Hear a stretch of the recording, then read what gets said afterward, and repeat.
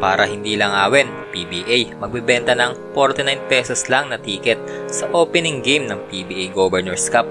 At paano kala ni Commissioner Willie Marcial na 2 import bawat team? Sinopla ni Al Francis Chua? Pero bago natin pag-usapan yan ay huwag kalimutan mag-subscribe sa ating channel para sa latest update.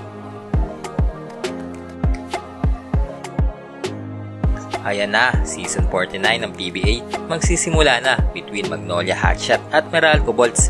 Magandang laban nga ito dahil ang Meralco ay kaka-champion lang for the first time noong All-Filipino Cup. At syempre, magbabalik na nga ang kanilang resident import na si Meralco man, Allen Durham, para sungkitin ang kanyang unang kampyonato dito sa PBA na matagal niya nang inaasam. Makakalaban naman ng Meralco ang Magnolia Hotshot sa pangunguna syempre ng kanilang veteran shooter na si Polly.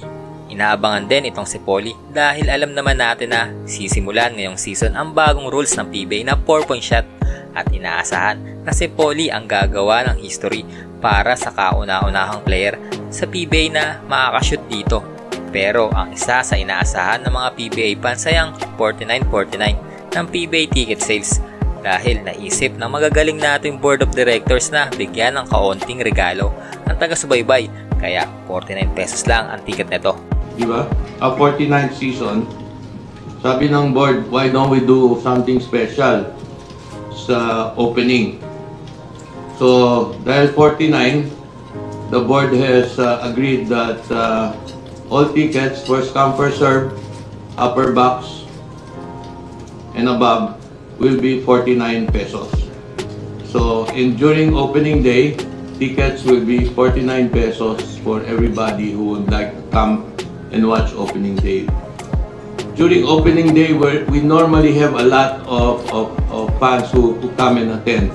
But this time, we are going to open it to people who will remember that 49 pesos. Dapat nga 49.99 eh.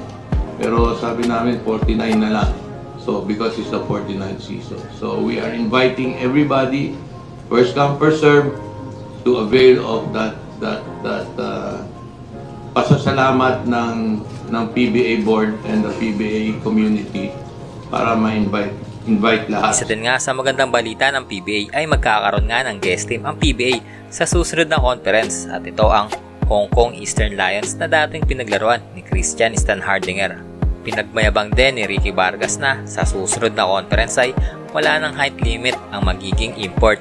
Matatandaan natin na kahit na mismong si former NBA player Dwight Howard na interesado maglaro sa PBA ay nagtataka kung bakit PBA lang ang natatanging liga sa buong mundo na merong height limit. Sinabi naman ni Al Francis Chua na kahit wala ng height limit ang magiging import ay hindi pa rin siya papayag na magkaroon ng 2 import sa PBA kagaya ng mga ibang liga sa ibang bansa katulad ng sa Japan at Korea. Sinabi din ito na kapag naging 2 daw ang import ay mababang kuna nga daw ang ating mga local player. That's yung sa board pinag-usapan yung 2 import. But again, hindi pa talaga napapayag. Okay, malaking bagay pero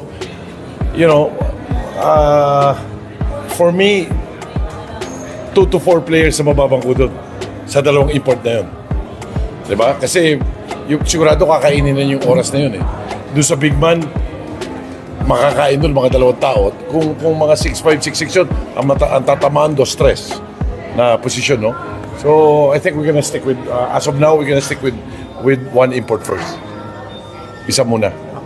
Sa tingin nyo guys, concerned ba si Chua sa ating mga local player o baka naman ayaw lang nila magdagdag ng panibagong gastusin dahil mahal nga kung magdadagdag pa sila nito? I-comment lang sa baba kung tama nga si Chua na baka mabangko nga ang ating mga local player. Thanks for watching. Peace.